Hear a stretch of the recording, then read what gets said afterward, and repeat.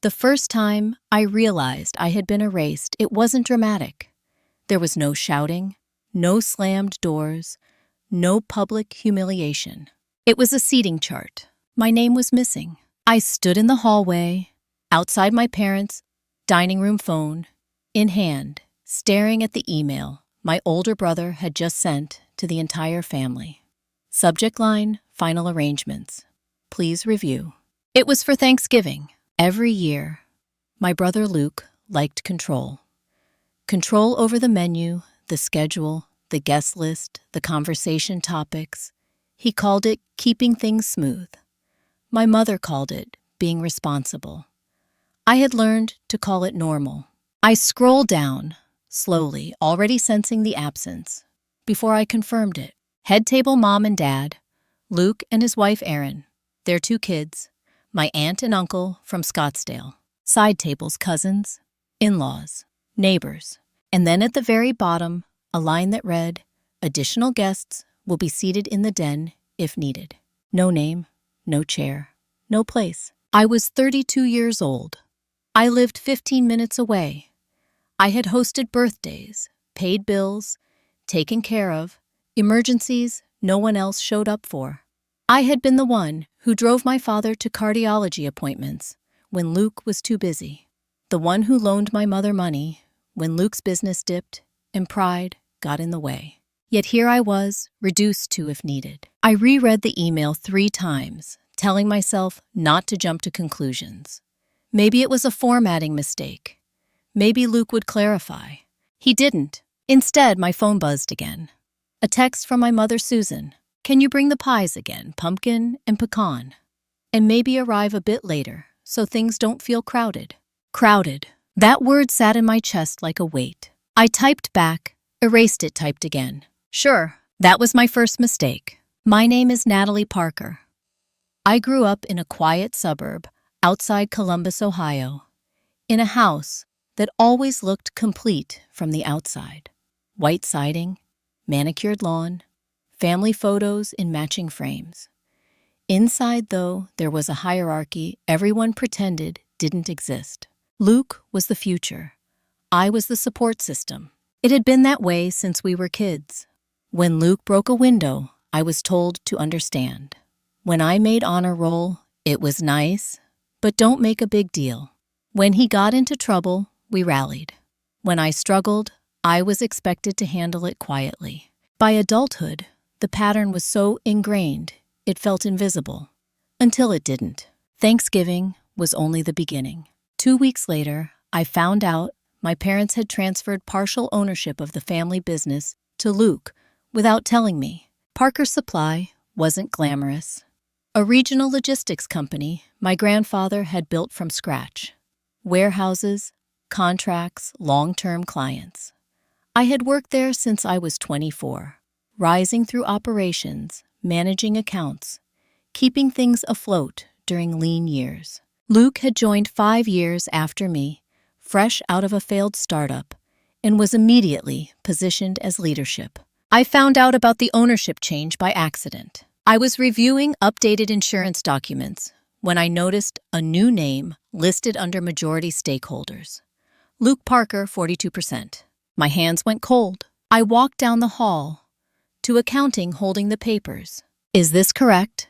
I asked, keeping my voice steady. Marilyn, who had been with the company since my grandfather's time, looked uncomfortable. She adjusted her glasses. Your parents asked us to update the filings last month, she said carefully. I assumed you knew. I didn't. That night, I drove to my parents' house without calling first. My mother opened the door with a smile that faded the moment she saw my face. What's wrong? She asked. I held up the documents. When were you planning to tell me? My father, Richard, glanced at the papers, then away. It made sense, he said. Luke needs stability. You're more flexible. Flexible. That was the word they always used when they meant expendable. I've worked here for 8 years, I said. I manage half the contracts. I've kept this place running. And we appreciate that, my mother said quickly. But ownership isn't about effort. It's about legacy. Legacy. Another word that excluded me without saying my name. I waited for an explanation, an apology, something. Instead, my father said, "We didn't think you'd take it personally." I laughed once, a short, sharp sound that surprised even me. "You didn't think I'd take it personally," I repeated. "That you handed control of a company I helped build to my brother without a conversation." My mother crossed her arms. "Natalie, don't turn this into a confrontation." That sentence told me everything. I left without raising my voice, without slamming the door, without resolving anything. But something inside me shifted. The next blow came at Christmas. Luke hosted that year. Big house, catered dinner, perfect tree. I arrived early, as usual, to help. I noticed the stockings immediately. Luke, Aaron, the kids, Mom, Dad. No Natalie. I stood there longer than necessary, staring at the mantel, waiting for someone to notice. No one did. Later that night, after the dishes were cleared and wine had loosened everyone's tongues, Luke made an announcement. "We're expanding," he said proudly. "New warehouse. Dad and I finalized it last week." Everyone applauded. I smiled politely, my heart pounding. "You finalized it?" I asked. "Without operations input?" Luke shrugged. "It was time sensitive." My father nodded. "We didn't want to bother you during the holidays." That was the moment I understood. This wasn't oversight.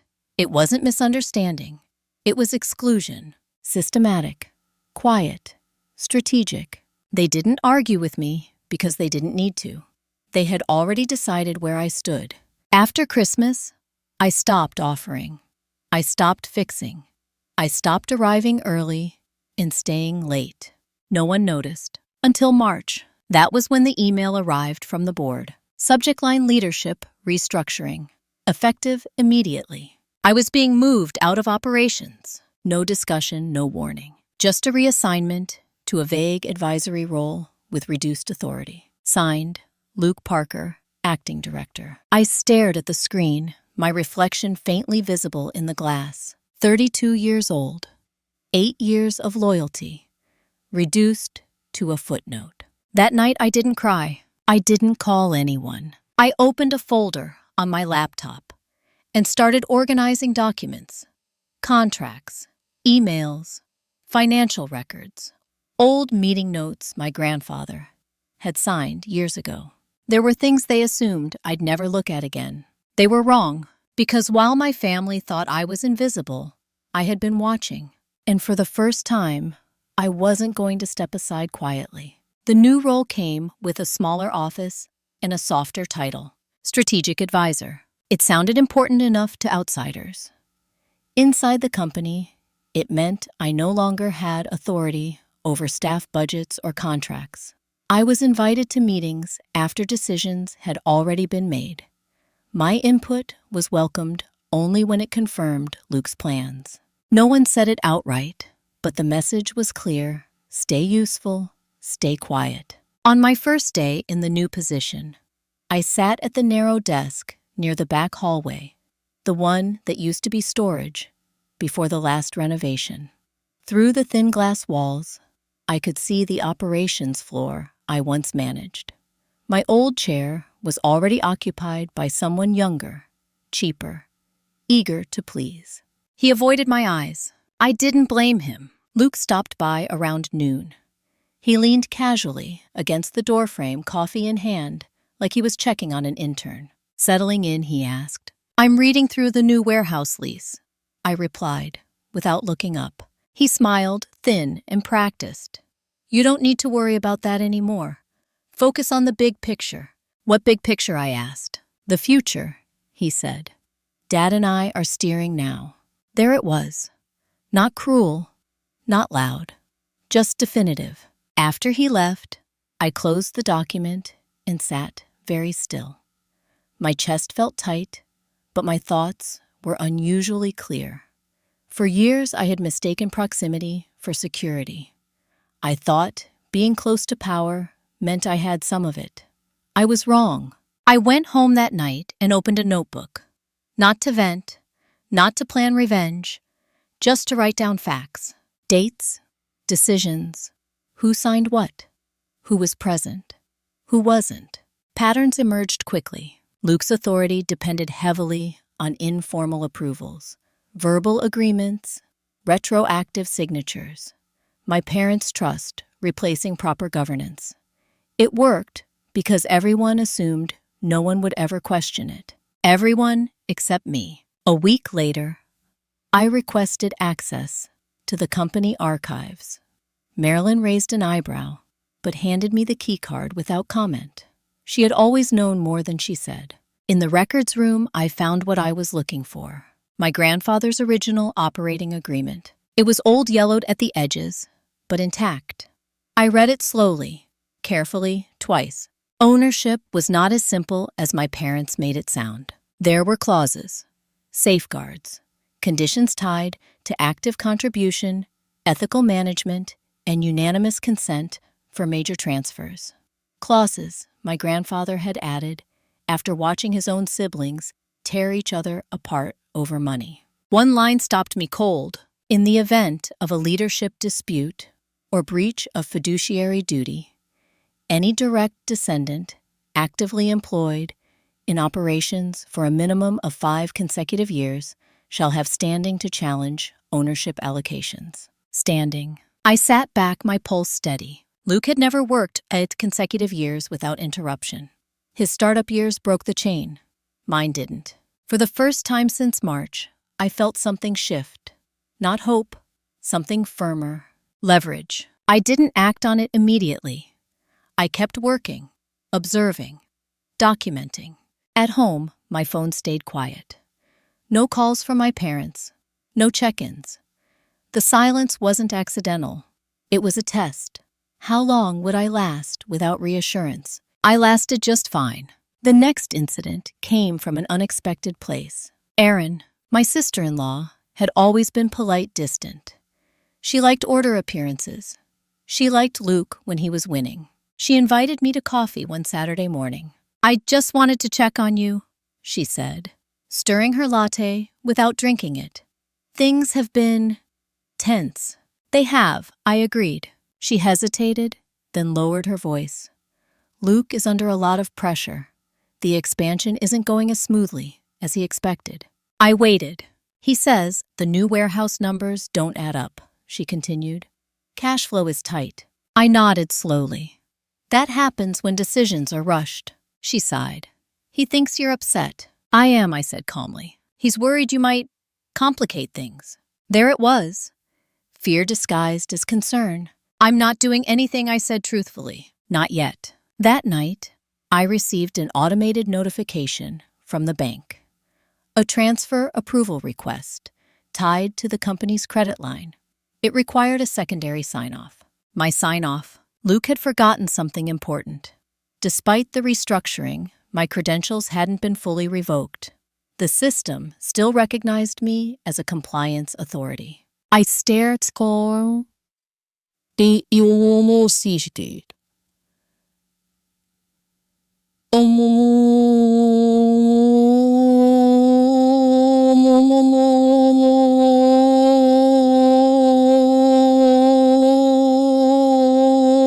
green, my finger hovering. I could have approved it, made things easier, kept the peace. Instead, I clicked Request Review. Within minutes, my phone rang. "Luke, why did you flag the transfer?" he demanded. "Because the numbers don't align with the approved budget." I replied evenly. "It's my responsibility." "You don't have that responsibility anymore." "According to the system, I do." Silence crackled on the line. "You're undermining me," he said finally. "No," I said. "I'm following procedure." He hung up. The next morning, HR emailed me a formal notice. My access would be temporarily adjusted pending review.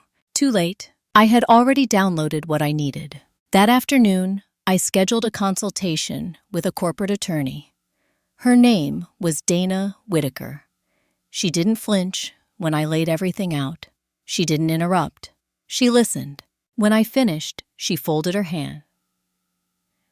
"You have a case," she said. "But more importantly, you have timing." "Explain," I said. "Right now, they're overextended. Emotionally and financially. If you move carefully, you don't need to attack. You just need to assert.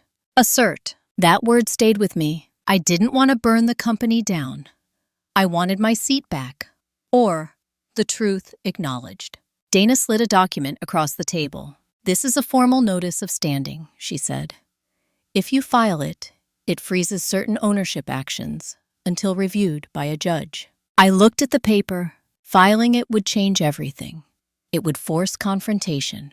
Not loud, not public, legal. I didn't sign it that day. I went home and sat in the quiet of my apartment, thinking about Thanksgiving pies, missing stockings, a seat in the den, all the times I had been told to arrive later. I picked up the pen.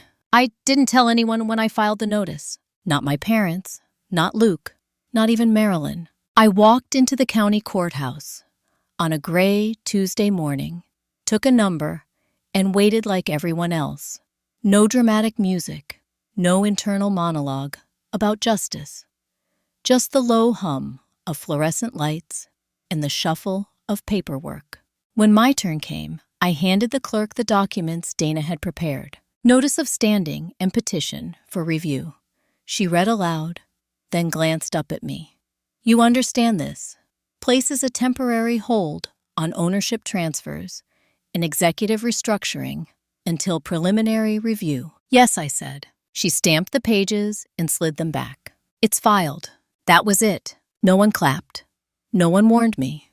The building didn't shake. But something irreversible had started. I went to work afterward like nothing had changed. I answered emails. I sat in meetings where my opinion was politely ignored. I watched Luke talk confidently about projections I knew were wrong. At 2:17 p.m., my phone buzzed. Unknown number. I let it go to voicemail. 2 minutes later, another buzz. This time, my mother. I stepped into the stairwell before answering. What did you do? She asked without greeting. Hello, Mom, I said. Don't do that, she snapped. Your father just got a call from our attorney. He says there's a hold on the company. Is this your doing? Yes. Her breath caught. I could hear it. Why would you do something like this? She demanded. Do you have any idea how this looks? I leaned against the cool concrete wall. It looks like I exercised a legal right, I said. You're humiliating your brother. I wasn't invited to Thanksgiving, I said quietly. I wasn't told about the ownership transfer. I was removed from operations without cause. This didn't start with me. She was silent for a moment, then softer. You could have talked to us. I tried, I replied. You didn't listen. Her voice hardened. This is not how family handles things. I almost laughed. This is how businesses handle things, I said. And you taught me that. She hung up. By the end of the day, the office felt different. Conversations stopped when I walked by.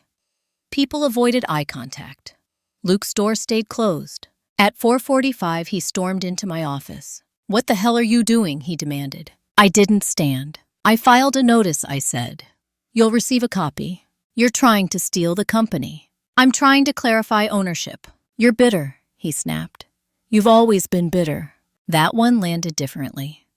Not because it hurt, because it revealed something. You never noticed, I said calmly. I wasn't bitter. I was compliant. You preferred me that way. His jaw tightened. Withdraw it. No, you'll tear this family apart. I met his eyes. I didn't create the fault lines. I just stopped covering them. He stared at me for a long moment, then laughed once sharply. You think a judge will side with you over Mom and Dad? I think a judge will side with documents, I said. He left without another word. That night, my father called. His voice was tired, older than I remembered. You're forcing us into a corner, he said. I've been in the corner for years, I replied. We did what we thought was best, for who I asked. He didn't answer. The following weeks were a study in controlled chaos. Lawyers got involved. Meetings were postponed. Vendors asked questions. The bank requested additional documentation. The expansion stalled. Luke tried to spin it as a routine audit. No one bought it. At home, my mother sent emails framed as concern. We're worried about your stress. This level of conflict isn't healthy. Think about your future. Not one message acknowledged what they had done. Dana called me one afternoon. They're scrambling, she said, which means mistakes. What kind, I asked. Your parents authorized a transfer that may violate the operating agreement. If we push it, strengthens your position. Push. The word echoed again. That weekend, my grandmother Eleanor called. She rarely interfered in family matters. She had outlived 2 husbands, buried a child, and learned the value of silence early. I heard there's trouble, she said. There is, I replied. She paused. Your grandfather warned me this would happen. I closed my eyes. He said if anyone ever tried to turn loyalty into leverage, the quiet one would need to speak, she continued. I didn't think it would be you. Neither did I said. She sighed. I won't take sides, but I will tell the truth if asked. That was more than I expected. The preliminary hearing was scheduled for April. Luke's behavior shifted as the date approached. He was sharp with staff, defensive in meetings. Aaron stopped calling. One evening, as I was leaving the office, Marilyn caught up to me. I shouldn't say this, she murmured, but I'm glad someone finally did. I nodded, unable to speak. The night before the hearing, I sat at my kitchen table reviewing documents, not rehearsing arguments, not imagining outcomes, just preparing. I wasn't fighting for revenge. I was fighting for recognition, for the right to exist without being minimized. At 11:32 p.m., my phone buzzed. A text from Luke. If you go through with this, don't expect to be part of this family anymore. I stared at the screen, then set the phone face down. I had already been excluded. Tomorrow would simply make it official. The hearing room was smaller than I expected. No wood-paneled drama, no elevated benches, like in the movies. Just beige walls, a long table, and a judge who looked like he had seen every version of family betrayal there was. Judge Malcolm Reeves flipped through the file without looking at anyone. Let's be clear, he said finally. This is not a family dispute. This is a question of governance. That sentence alone felt like oxygen. Luke sat across from me, jaw tight, fingers tapping against the table. My parents were beside him, my mother rigid. My father slumped slightly forward, as if carrying more weight than he admitted. Dana leaned in and whispered, "Let them talk first." And they did. Their attorney framed it as confusion, a misunderstanding, a daughter who felt overlooked and reacted emotionally. The word emotional came up 3 times. I didn't react. When it was my turn, Dana stood. My client is not here to litigate feelings, she said. She is here because the operating agreement was violated. She handed copies of the document to the judge, specifically the clauses regarding ownership transfer, fiduciary responsibility, and standing. Judge Reeves adjusted his glasses and read. The room went quiet. When he looked up, he addressed my parents directly. Did you obtain unanimous consent prior to reallocating ownership shares? My father hesitated. No, he admitted. We didn't think it was necessary. According to this, the judge tapped the page it was. My mother leaned forward. We're the parents. Judge Reeves didn't blink. You're the shareholders. Luke spoke, then unable to help himself. She's trying to punish us, he said. She's always resented my role. The judge raised a hand. Mr. Parker, he said. This is not about resentment. This is about procedure. Luke fell silent. Dana continued. She presented timelines, employment records, proof of my continuous operational role, evidence of Luke's breaks in service, emails where decisions were made without proper review. Each piece landed quietly, methodically. When she finished, the judge leaned back. I'm issuing a temporary injunction, he said. All ownership transfers are frozen. Executive authority will revert to the last compliant structure pending full review. My heart beat once, hard. That structure included me. Luke's face drained of color. My mother's lips parted, but no sound came out. Judge Reeves looked at me then. Ms. Parker, he said, this process will take time, but you have standing. Standing. The word echoed again. Outside the courtroom, the hallway buzzed with low voices. Reporters weren't there. This wasn't public. It was worse. It was real. My mother reached for my arm. "Natalie," she said, her voice trembling, "you didn't have to do this." I gently removed her hand. "Yes," I said. "I did." My father looked at me, eyes tired. "What do you want?" I met his gaze. "I want the role I earned," I said. "And I want transparency. Nothing more." Luke scoffed. "You think you can just step in like nothing happened?" "No," I replied. "I think we acknowledge what did." He laughed sharp and hollow. "This is betrayal."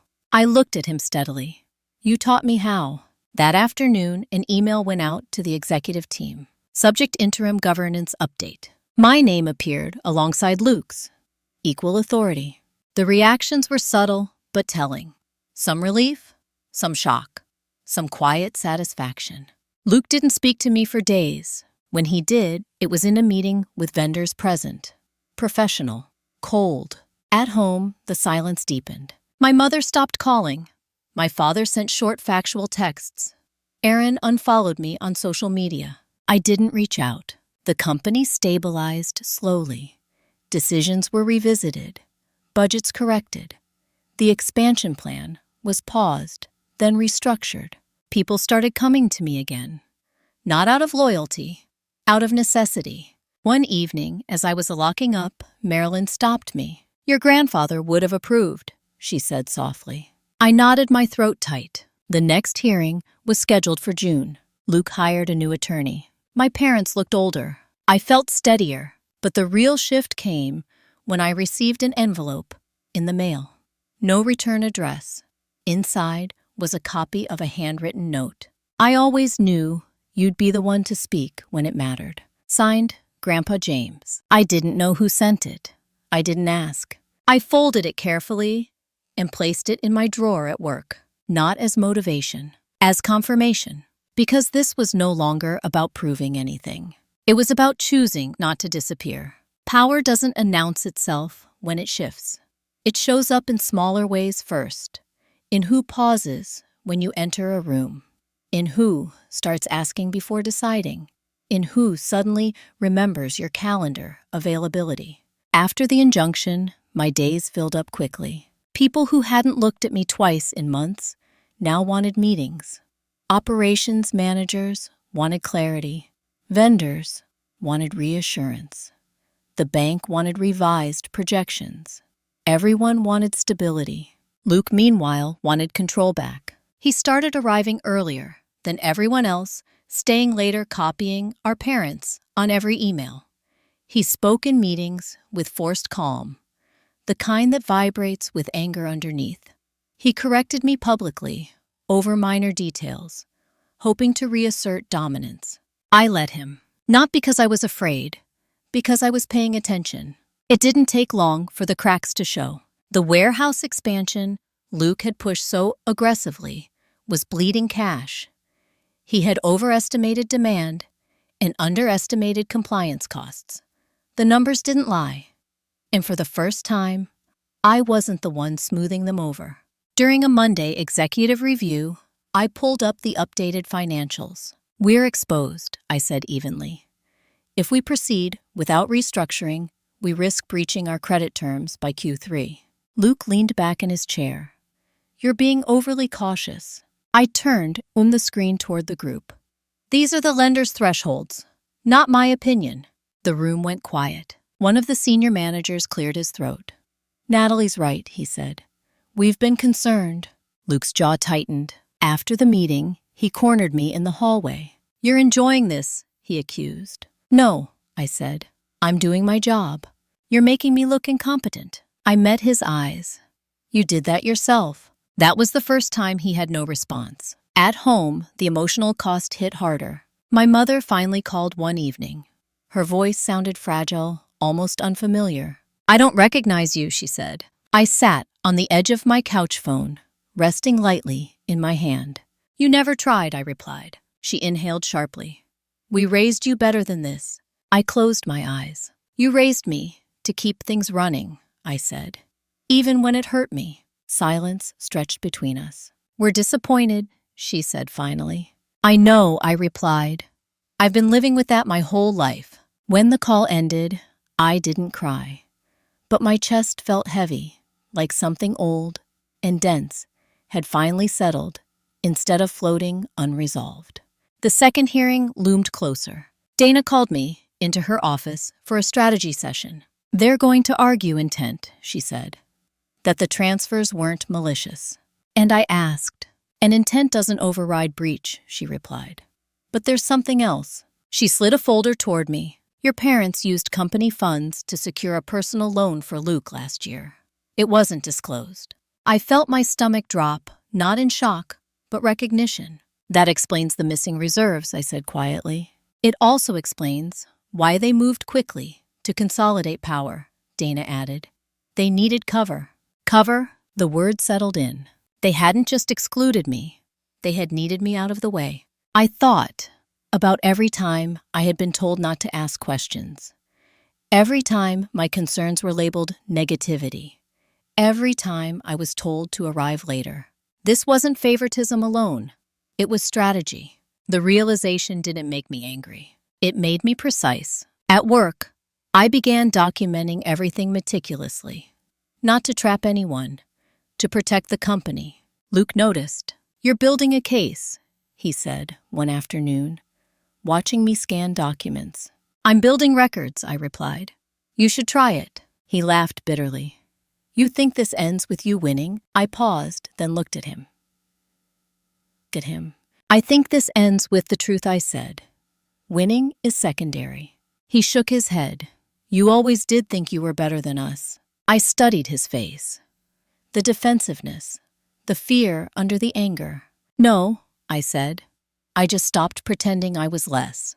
That night, Erin showed up at my door, unannounced. She looked exhausted. Her confidence, usually so polished, was frayed. I didn't know, she said, as soon as I opened the door. About what I asked. About the loan. About how much pressure Luke was under. About how they pushed you out. I stepped aside and let her in. She sat on the couch, hands clasped tightly. He's unraveling, she said. And he's blaming you. I expected that, I replied. She looked up at me, eyes searching. Is there any way to fix this? I considered the question carefully. Not without honesty, I said. And not without accountability. She nodded slowly, as if she had known the answer already. When she left, I felt a strange sense of calm. The pieces were aligning. The day before the second hearing, I visited my grandmother. Eleanor sat in her favorite chair, sunlight filtering through lace curtains. She studied me for a long moment before speaking. You look different, she said. I feel different, I replied. She nodded. When you stop bending, people think you've changed. You haven't. You've just straightened. I smiled faintly. She reached for my hand. Whatever happens tomorrow, remember this. You were never wrong for wanting a place. They were wrong for making you earn it. The hearing itself was longer, tense, detailed. The judge listened as Dana presented evidence of the undisclosed loan, the misuse of funds, the rushed consolidation of authority. My parents looked stunned. Luke looked furious.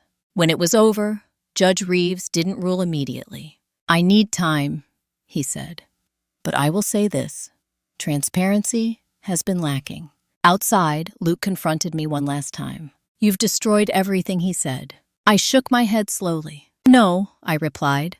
I stopped holding it together, alone. As I walked away, I felt something loosen inside me. Not triumph, not relief.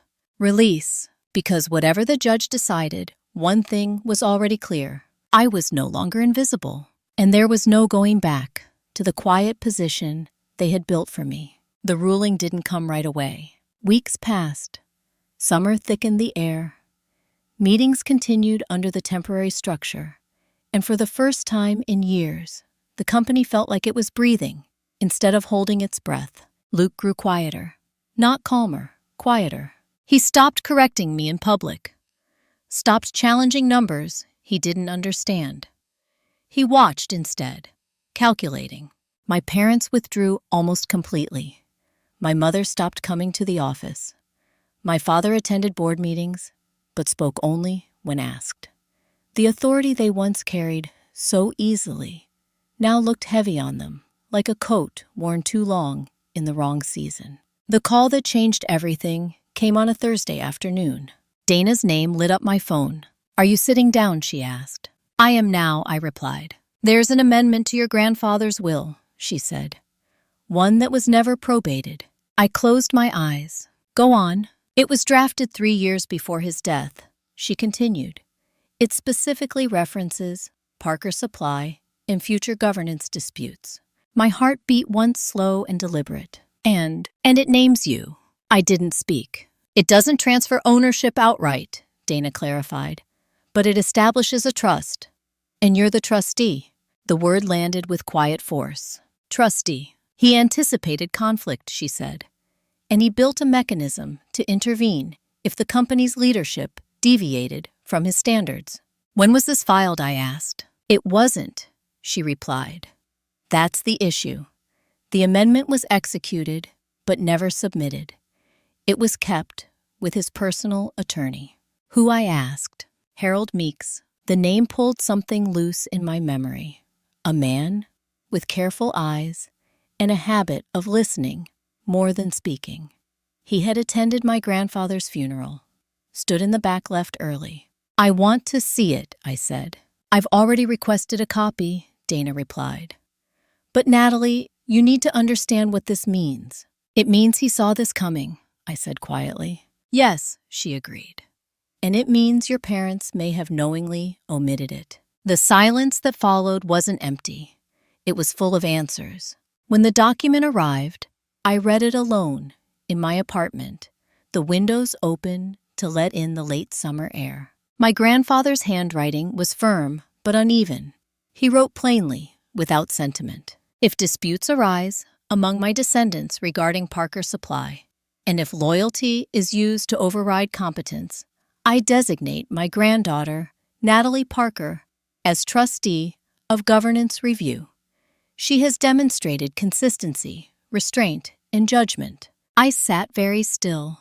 This wasn't about affection or favoritism. It was about seeing. The next paragraph tightened my chest. "This provision is not to be discussed unless necessary. Silence preserves peace until peace becomes dishonest." I exhaled slowly. He hadn't wanted to start a war.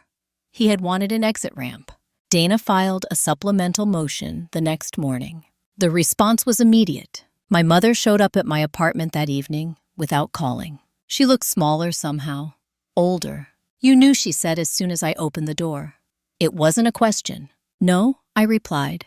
"I just found out." She walked past me, sat at the table, folded her hands, like she used to when delivering bad news. "Your father didn't want conflict," she said. "He thought if we kept things simple, everyone would stay together." "At my expense," I said. She flinched. "You were always so capable," she said softly. "You didn't need protection." I sat across from her. "I needed honesty," I said. "You chose convenience." Her eyes filled, but she didn't cry. "What do you want now?" she asked. I considered the question carefully. "I want the company governed properly," I said. "And I want the truth acknowledged. Not privately, legally." She nodded slowly, as if some internal argument had finally ended. "Luke didn't come himself. He sent Erin. She called first, asked if I would meet her. We sat in a quiet cafe near the river. She looked tired, stripped of the polish she once wore like armor. "He knows about the trust," she said. "I assumed he would," I replied. "He says you're using Grandpa against him." "I'm honoring what was written," I said. "There's a difference." She stirred her coffee, though it had gone cold. "He's scared," she admitted. "Not of losing money, of being exposed." I didn't respond. "He doesn't know who he is," without the role she continued, without the title. I looked out the window at the water moving steadily past. "That's not my responsibility," I said. The final hearing was rescheduled. This time, the room felt different. Judge Reeves read the amendment carefully, asked pointed questions, took notes. Luke's attorney objected. My parents' attorney shifted strategies. It didn't matter. When the ruling came, it was measured, precise. "The trust is valid," Judge Reeves said, "and the omission is material." He looked directly at my parents. "This court recognizes Ms. Parker as trustee for governance review.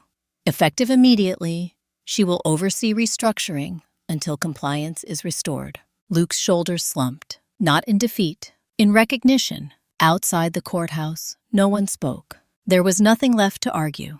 The company would move forward.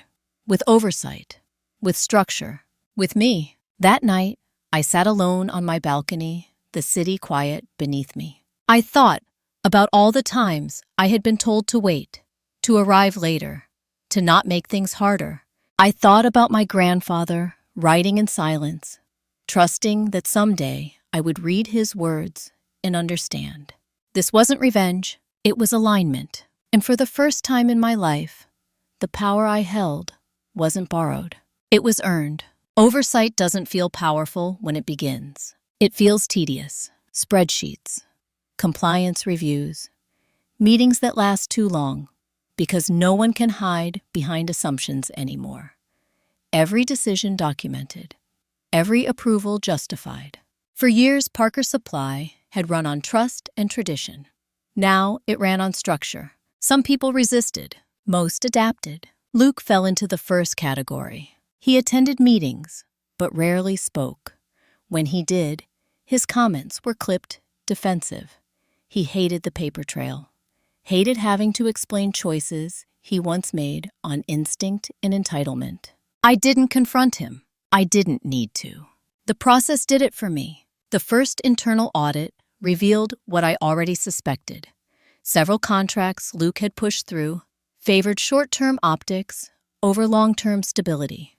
A few bordered on negligent. None were criminal. All were avoidable. I presented the findings to the board without commentary. These are the risks, I said. These are the corrections. No blame. No emotion. The board approved the changes unanimously. Luke stared at the table. My parents watched quietly.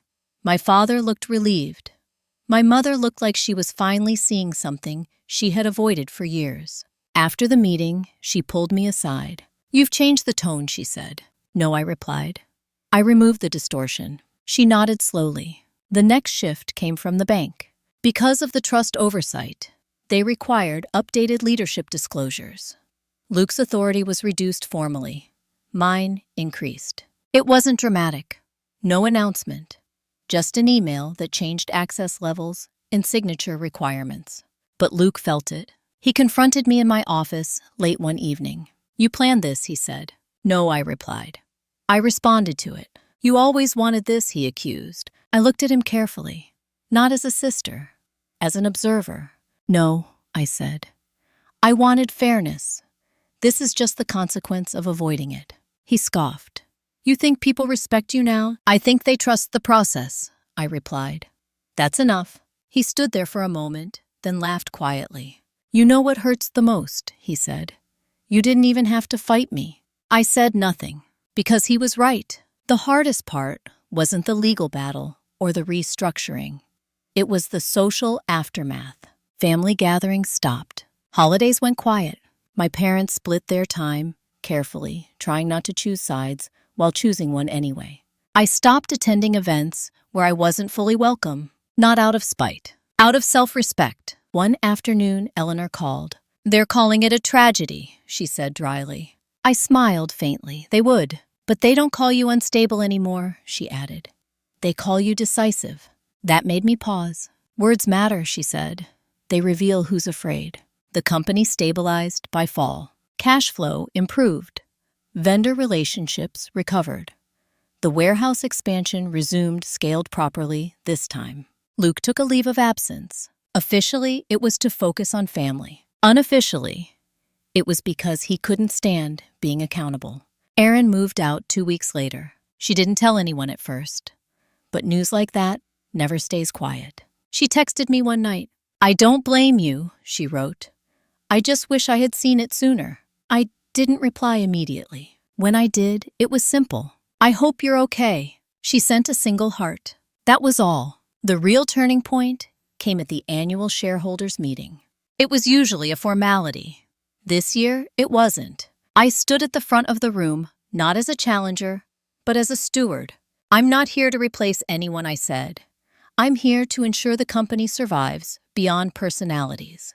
The vote passed overwhelmingly. The trust's role was extended.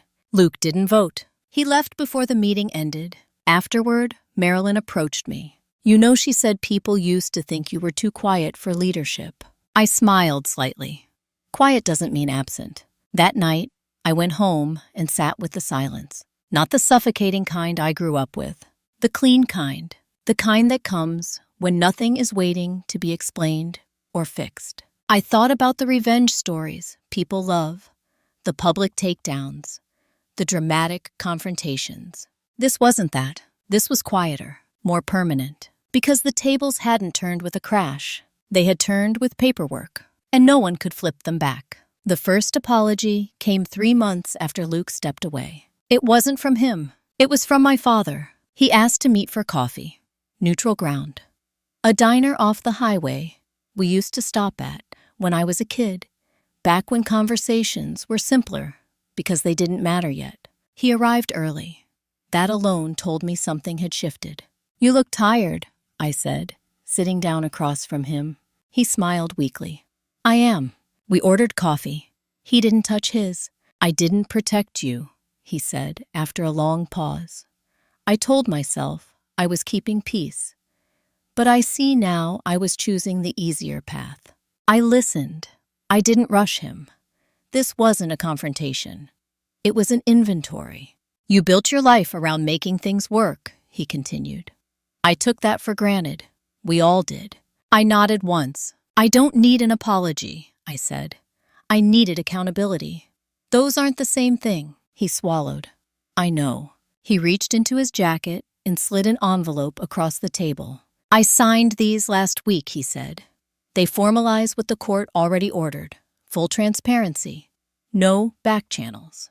I opened the envelope. The documents were clean, proper, final. Thank you, I said. He looked at me, then really looked like he was seeing the outline of a person he hadn't bothered to study before. You were never meant to be in the background, he said quietly. I know, I replied. My mother didn't come. She sent a message instead. Long, carefully worded, full of regret, and explanation, and fear. I read it once, then I archived it. Not because it didn't matter, because it came after the damage, not before. At work, something unexpected happened. People stopped asking me to soften things. They came for clarity, for decisions, for direction. I hired 2 new department heads. Women, experienced, uninterested in politics. Luke's name faded from daily conversation. Not erased, just irrelevant. One afternoon, Erin showed up at the office. She looked lighter, calmer. I'm moving, she said. Back to Oregon. I nodded. That sounds right. She hesitated. Luke wanted me to ask if you'd talked to him. I didn't answer immediately. What would that change, I asked. She considered. Probably nothing. Then no, I said gently. She smiled sadly.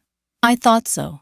Before she left, she turned back. You know, she said, he always thought you were holding yourself back to make him look good. I raised an eyebrow. She nodded. Turns out you were holding everything together. After she left, I sat alone in my office for a long time. Not angry, not victorious, just clear.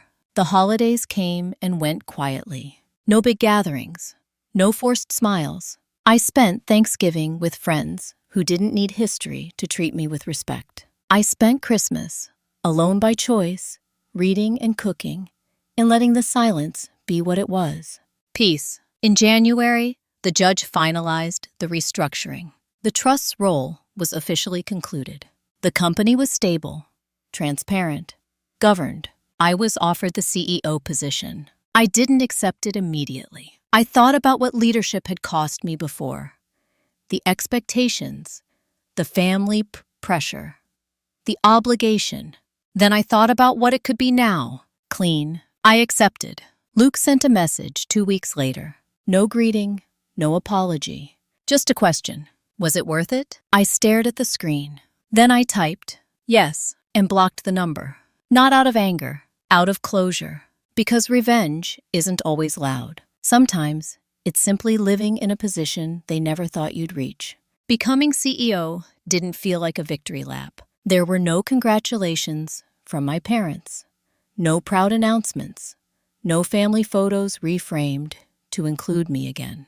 The title arrived in an email from the board, followed by a calendar that filled itself. That was fine. I had learned to measure progress by stability, not applause. The first month was relentless. I reviewed contracts line by line, met with lenders, sat with teams who had been conditioned to wait for permission instead of thinking. I didn't give speeches. I asked questions. What would you fix if you didn't need approval? What's been ignored because it was inconvenient? What are we afraid to say out loud? At first they hesitated. Then they talked. And once they started, the company changed faster than any restructuring plan could have predicted. Not because I was extraordinary, because I wasn't blocking the truth. The local business journal ran a small piece about the leadership transition. Neutral, professional, no family drama, just numbers governance, and a quote from me about long-term responsibility. My mother sent it to me with a single line, "I didn't recognize you in this." I didn't respond. Recognition had never been the problem. The real test came when the past tried to reinsert itself. In late March, Luke showed up at the office. No warning, no appointment. He looked thinner, older. The confidence he used to wear like armor now sat loosely, like a borrowed jacket. "I just want 10 minutes, he said to my assistant. She looked at me through the glass. I shook my head once. She told him I was unavailable. He waited anyway, for 2 hours. I didn't go out, not because I was afraid of what he'd say, because I knew what he wanted. Not reconciliation, relief. Eventually, he left. The next day, I received a letter. Handwritten, sloppy. He didn't apologize. He explained how pressure had shaped him, how expectations had hardened into entitlement, how losing control had made him feel invisible.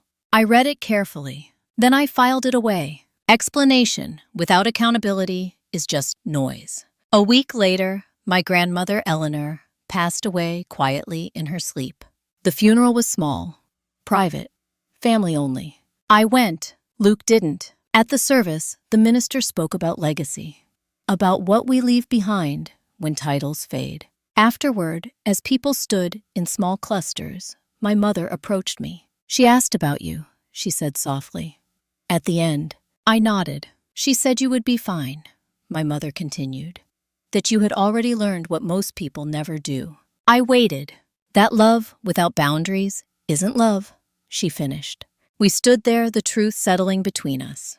"I'm sorry," she said finally. This time, it wasn't followed by justification. I nodded once. "Thank you," I said. It wasn't forgiveness, but it was real. In April, the company closed its strongest quarter in 5 years. The board stopped hovering. People stopped bracing. The work felt clean.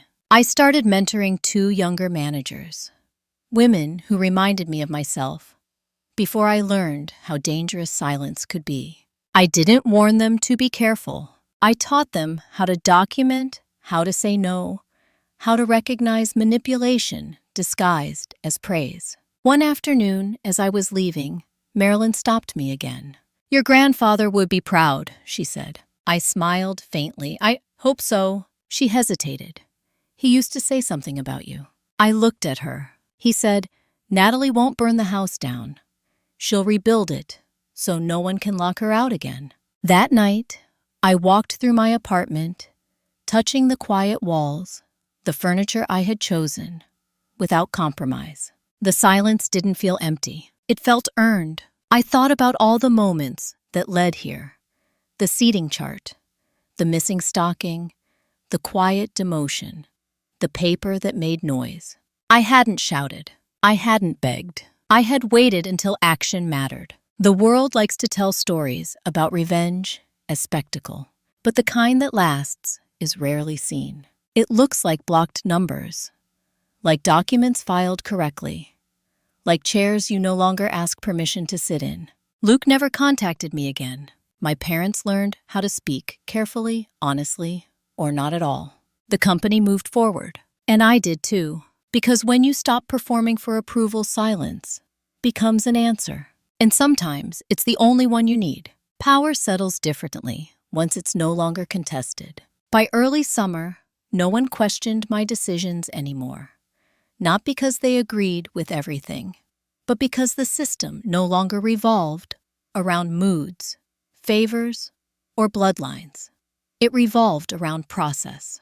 That was the part my family never understood. They thought control lived in loud voices and final words, in being seen at the head of the table, in calling the shots before anyone else could speak. What they missed was that real control lives in predictability, in systems that don't bend for emotion. And systems remember. The last unresolved thread came from the place I least expected it. Not Luke, not my parents, the company itself. During a routine compliance review in May, our external auditors flagged something small, almost forgettable, a deferred compensation agreement tied to an old executive retirement plan. My grandfather's name was on it. So was a clause that hadn't been triggered yet. I asked for the full file. The language was dry, legal, buried under pages of accounting jargon. But one paragraph stood out. In the event that a designated successor is removed, diminished, or bypassed through non-transparent governance actions, deferred shares shall be released to the oversight trustee for redistribution or liquidation. I read it twice, then a third time. This wasn't sentimental. It wasn't symbolic. It was money, a substantial amount of it, enough to change the balance of ownership permanently, enough to end any remaining ambiguity. I called Dana immediately. She didn't sound surprised. "Your grandfather didn't leave loose ends," she said. "He left contingencies." "Who knew about this?" I asked. "Very few people," she replied. "And based on the records your parents signed off on the plan years ago, they likely forgot it existed." Forgot, or assumed it would never apply. The trigger conditions had been met when I was removed from operations without cause. The clock started then. No one noticed. I had a choice. I could activate the clause and liquidate the shares, cash out, walk away clean. Or I could redistribute ownership, dilute Luke's remaining influence, and lock the structure in place permanently. I didn't rush. That night, I sat alone at my dining table, with the documents spread out in front of me. No music, no distractions, just the sound of the city outside and my own breathing. This wasn't revenge. This was finality. The next morning, I asked my parents to meet. Not at home, not at the office, at Dana's conference room. They arrived together, sitting side by side, like they always had when presenting a united front. My mother's hands were folded tightly in her lap. My father avoided my eyes. I didn't ease into it. "There's a deferred compensation clause tied to Grandpa's succession plan," I said. "It's been triggered." My father stiffened. "What does that mean?" "It means there are shares scheduled for release," I replied, "and I control what happens to them." My mother inhaled sharply. "You're taking more." "No," I said calmly. "I'm deciding whether this ends cleanly or not." They exchanged a look. "This feels punitive," my mother said. I met her gaze. "It's corrective." I explained the options, slowly, clearly, no emotion in my voice. Liquidation meant closure. The company would buy back the shares. Ownership would consolidate. I would step away within a year. Redistribution meant reform, a board-controlled structure, no single family member holding unchecked power again. My father rubbed his temples. "What do you want?" he asked quietly. I didn't answer right away. For the first time, they weren't telling me what was best. They were waiting. "I want the company protected from us," I said. "From our patterns, from our silence." My mother's eyes filled, but she didn't interrupt. "I won't be the next problem," I continued. "And I won't leave one behind." Dana slid the paperwork forward. "This requires consent," she said. "Or the court will decide." My father picked up the pen. He hesitated. Then he signed. My mother followed. No speeches, no tears, just ink on paper. When it was done, the room felt lighter, like something long held had finally been set down. Luke wasn't invited. He found out through the filings. He sent one final message. You really made sure there's nothing left for me to fight. I read it once, then deleted it, because that was the point. The announcement went out internally the following week. Clean, professional, forward-looking. No family names in the headline. Just governance. The board thanked me. The staff barely reacted, which told me everything I needed to know. The drama had never been necessary. It had just been loud. That evening, I went home and opened the windows. Summer air moved through the apartment, carrying the sounds of ordinary life. Cars, voices, someone laughing on the sidewalk below. I poured a glass of water and stood there, thinking about all the times I had been told not to make things harder. What they meant was, don't make us uncomfortable. But comfort built on silence always collapses. What they never expected was that I wouldn't explode, that I wouldn't storm out or burn bridges, that I would stay, learn, document, wait, and then choose the one move that couldn't be undone. Because the most unsettling thing you can do to people who rely on control is remove the battlefield entirely and leave them alone with what they built. Once the redistribution was finalized, something unexpected happened. Nothing. No backlash, no late-night calls, no dramatic fallout. The company adjusted. The board settled into its new structure. Employees focused on work instead of watching family dynamics ripple through leadership. It turned out that when you remove instability, people don't miss the chaos. They notice the relief. For the first time since I was in my 20s, I took a full week off. No emergencies, no just one question, no guilt. I drove north alone, up through Michigan, ending at a small lakeside town where no one knew my last name. I stayed in a rented cabin with creaky floors and mismatched mugs. I woke up early, walked along the water, and let my thoughts arrive without being summoned. That was when I realized how much of my life had been reactive, not in obvious ways. I hadn't been frantic or unstable. I had been competent, reliable, always ready. But readiness can be a trap. When you're always prepared to absorb impact, people stop noticing the damage. One morning, sitting on the dock, with a cup of coffee cooling in my hands, I asked myself a question I had never allowed before. If no one needed me to hold everything together, what would I choose? The answer didn't come all at once. It came in pieces. I wanted work that ended at a reasonable hour. I wanted conversations that didn't feel like negotiations.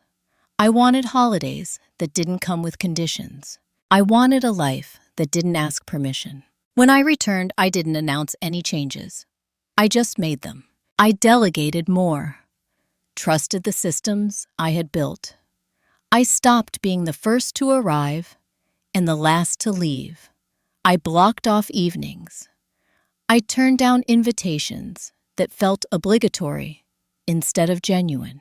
No one questioned it. That was the part that stung briefly. All those years of sacrifice. And it turned out the world didn't collapse. When I stepped back half a pace, Luke never resurfaced. I heard, through mutual acquaintances, that he was consulting. Short-term contracts. Nothing stable. Always explaining, always reframing. I didn't reach out, not because I was done being kind, because I was done being responsible for outcomes that weren't mine. My parents adjusted in their own way. My father started gardening. My mother joined a book club. They invited me to dinner once cautiously, like they weren't sure if the invitation would be accepted or rejected. I went. We talked about neutral things. Weather, books, a neighbor's new dog. No apologies. No rewriting the past. Just 3 adults sitting at a table that no longer required performance. When I left, my mother hugged me tightly. I don't know how to do this differently yet, she said. I know, I replied. Take your time. It was the first time I didn't feel responsible for guiding her through it. At work, the board asked about my long-term plans. Are you staying? One of them asked. For now, I said honestly. But I'm not building my identity around this. They nodded. They didn't look offended. They looked relieved. Because companies don't actually want saviors. They want stability. And stability doesn't depend on self-sacrifice. One afternoon, Marilyn came into my office, holding a small box. "This came for you," she said. No return address. Inside was a brass key on a faded tag. Written in my grandfather's handwriting were 3 words. "For when ready." I sat back in my chair and let out a slow breath. I didn't know what the key opened. I didn't need to. Some things don't need to be rushed to be meaningful. That evening, I walked home instead of driving. The city felt different when I wasn't thinking 3 steps ahead. I passed restaurants full of conversation, small parks where people lingered without urgency. I realized something then. The version of me my family depended on couldn't exist without pressure. And the version of me standing here didn't need it. When you grow up being managed, controlled, or subtly erased, you're taught that freedom is dramatic, that it comes with conflict, with loss. But that's not always true. Sometimes freedom arrives quietly. It looks like unanswered messages, like clear boundaries, like systems that hold even when you step away. It looks like peace that doesn't need to be defended. As I reached my building, I paused and looked up at the darkening sky. For years, my life had been shaped by who needed me, who expected more, who would fall apart if I didn't step in.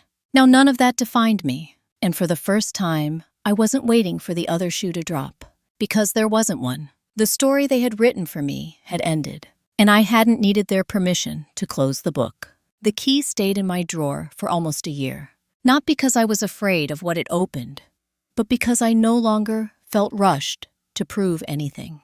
For most of my life, urgency had been imposed on me by other people's needs, their timelines, their crises, their expectations disguised as love.